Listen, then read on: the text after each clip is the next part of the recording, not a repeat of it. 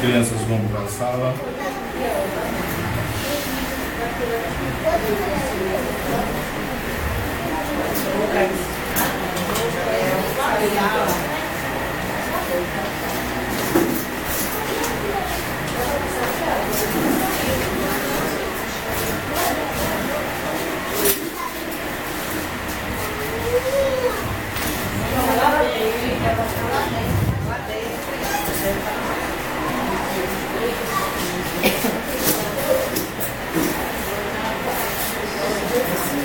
Meus irmãos, eu peço que venhamos abrir a palavra no Evangelho segundo escreveu João, capítulo 3. Nós vamos ler, meditar apenas em 2 versículos. Versículo 16 e versículo 17.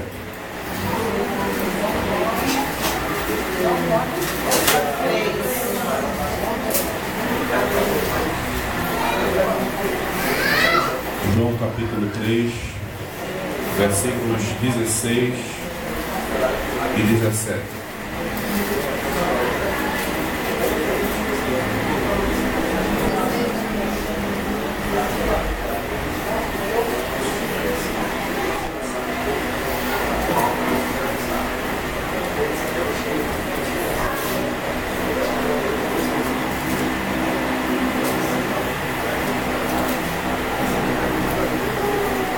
Evangelho segundo escreveu João, capítulo 3, versículos 16 e 17.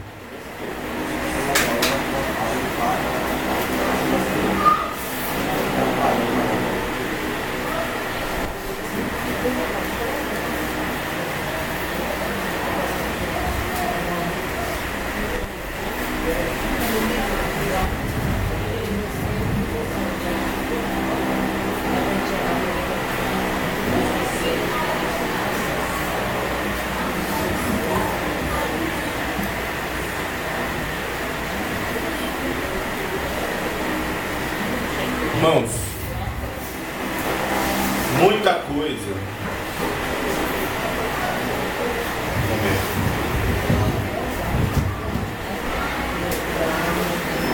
Irmãos, muita coisa poderíamos falar do Evangelho segundo escreveu João, principalmente em se referindo desse período da Páscoa, em que nós crentes comemoramos a morte e ressurreição de Jesus. Mas eu quero destacar aqui um aspecto muito importante e que é fundamental para que você entenda a palavra desta noite. O Evangelho de João é um evangelho que trabalha como nenhum outro, nem Mateus, nem Marcos, nem Lucas, que são conhecidos como sinóticos. O Evangelho de João trabalha de uma forma muito diretiva, muito objetiva, no conceito de que Jesus é Deus, que esse Jesus que é Deus se encarnou, ou seja, se tornou homem, morreu na cruz, mas ressuscitou. Ele inicia falando, inclusive no capítulo 1, sobre o fato de que Jesus é pré-existente, ou seja, eterno, sempre existiu. Porque Ele é Deus, e esse Deus se encarnou, habitou entre nós, viveu entre nós, e encerra contando sobre a ressurreição de Jesus, também de uma forma bastante diferente, por assim dizer.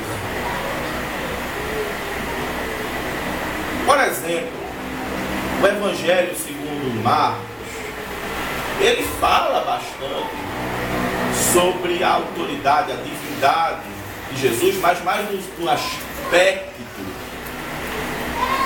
do seu poder aqui na terra, na manifestação de sinais, prodígios.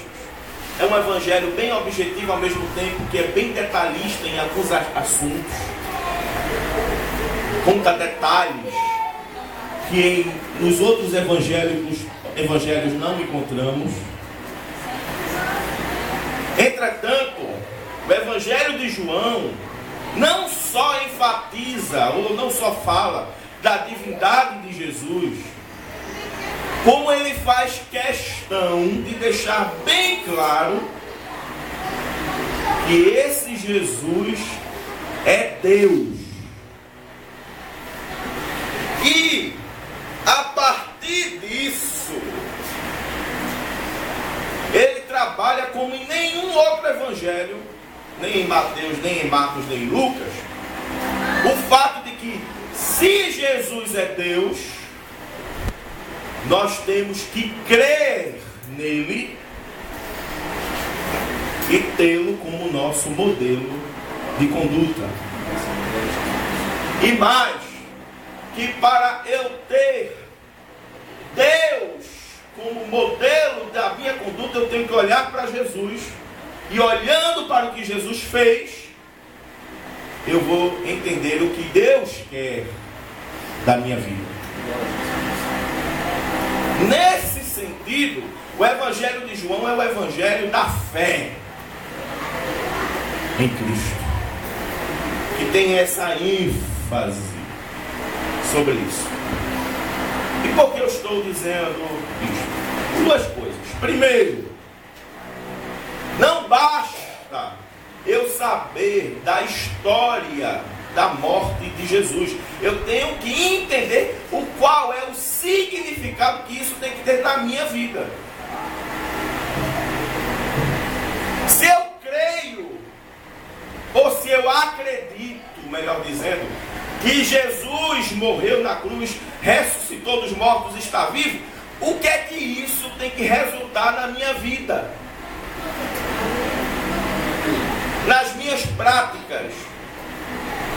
É por isso que, de forma direta ou indireta, explícita ou implícita, de forma bem clara ou por detalhes particulares, você vai ver o tempo todo o Evangelho de João nos estimulando a termos uma fé em Deus, e esta fé em Deus tem que resultar na nossa vida em atitudes que apontam para que Ele seja, então, o nosso único modelo de vida. A segunda coisa, inicialmente, é que o capítulo 3 de João é exatamente o ápice disso que eu estou falando.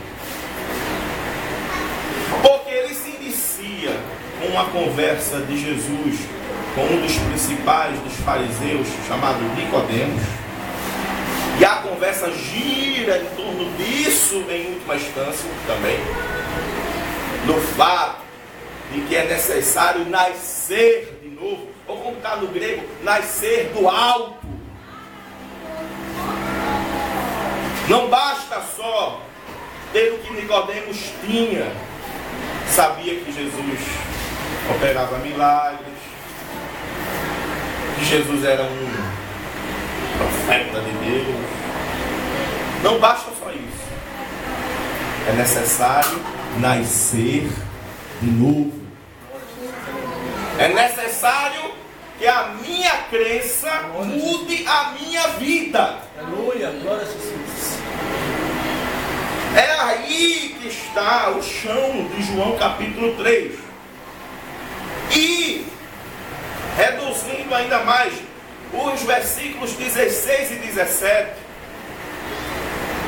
que vem do resultado desta conversa de Jesus com Nicodemos, aponta-nos para muitas verdades, até porque é um dos textos mais conhecidos ou reconhecidos das Escrituras, aponta para muitas realidades, lições, tanto de forma clara quanto de forma devocional para o nosso dia a dia. E é nisto que eu quero me apegar hoje.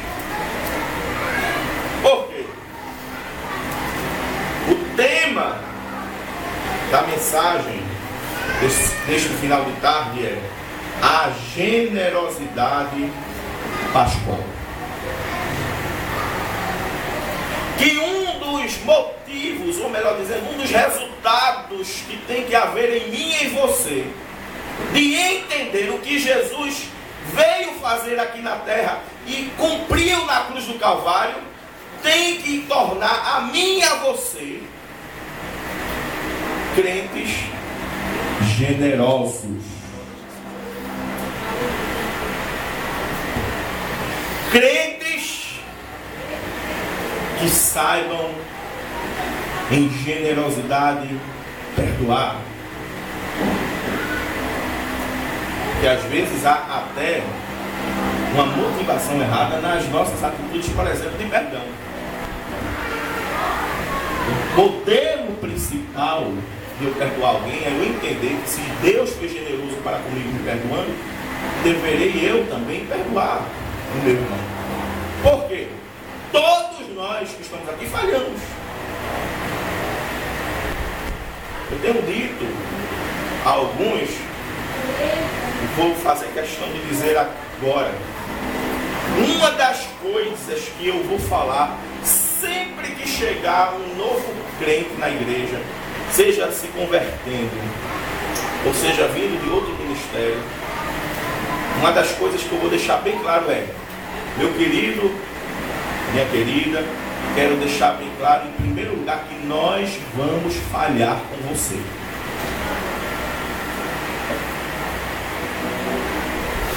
Por quê, irmãos?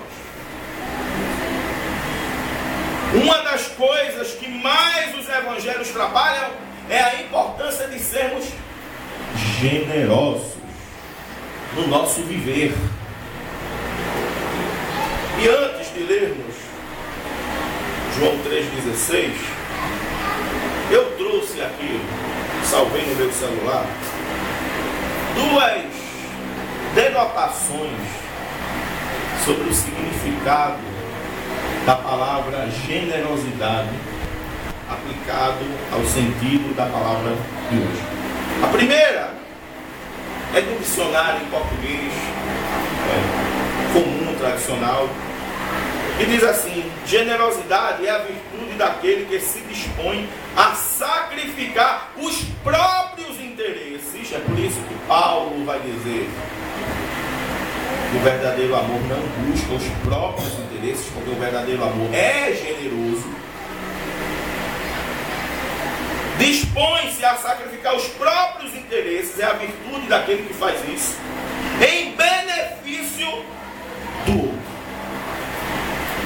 Que é o que falamos um pouco no estudo bíblico quinta-feira, em relação à generosidade que havia na igreja primitiva, logo após o derramamento do Espírito Santo de Pentecostes. Uma outra expressão que eu gostei, esta é um pouco mais sofisticada, que tem mais a ver com o grego, é generosidade, é a capacidade de deixar de lado os seus próprios interesses para, de coração, por decisão, ajudar uma outra pessoa. Quando eu digo por decisão, é porque o crente não pode ser guiado pelo sentimento, ele tem que ser guiado pelo decidir em fé fazer aquilo que o Evangelho manda. Para concluir essa introdução, é interessante que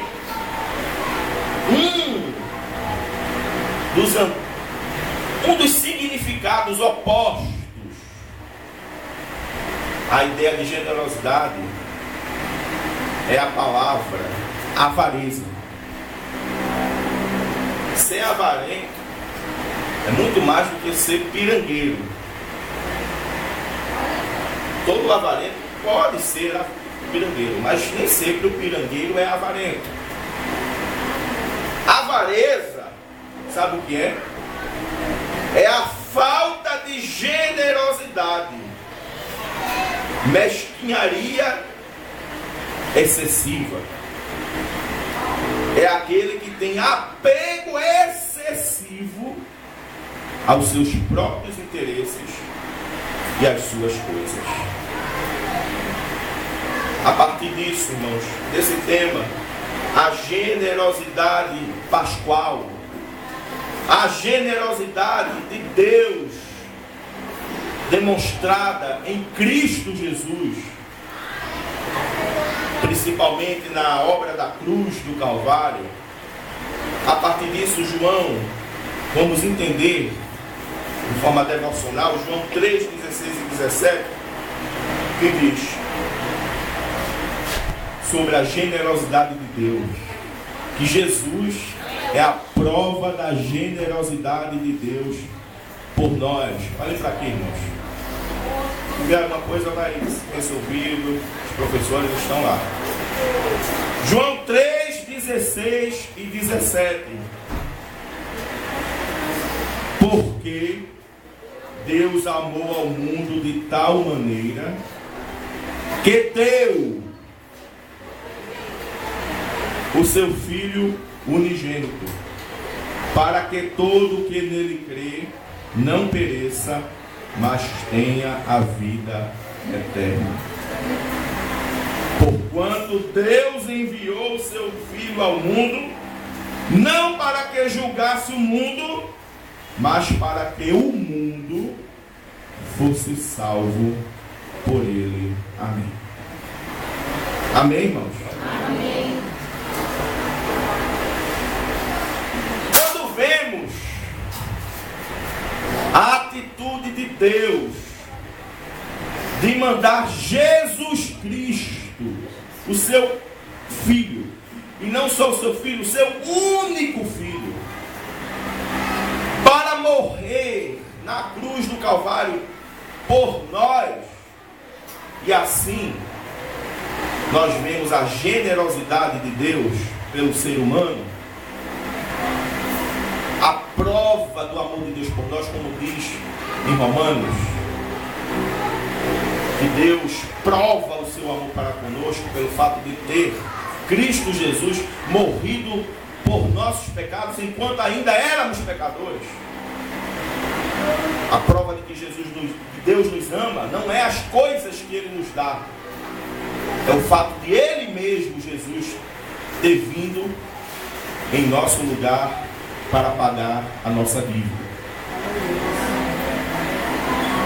A questão, porém, voltando aqui, é que esta generosidade de Deus mandar não só o seu Filho, mas seu único Filho,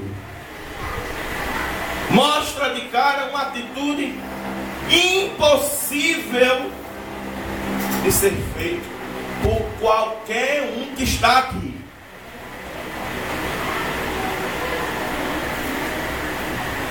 Talvez você mandasse para morrer numa cruz o seu inimigo. Aí você diz, eu não, mentira. Você pode não fazer, mas o sangue nosso corre pelo desejo, seja de forma grande ou pequena, da vingança. Por isso que Jesus trabalha tanto para nós controlarmos isto. E isto só pode ser controlado se Ele for o nosso modelo.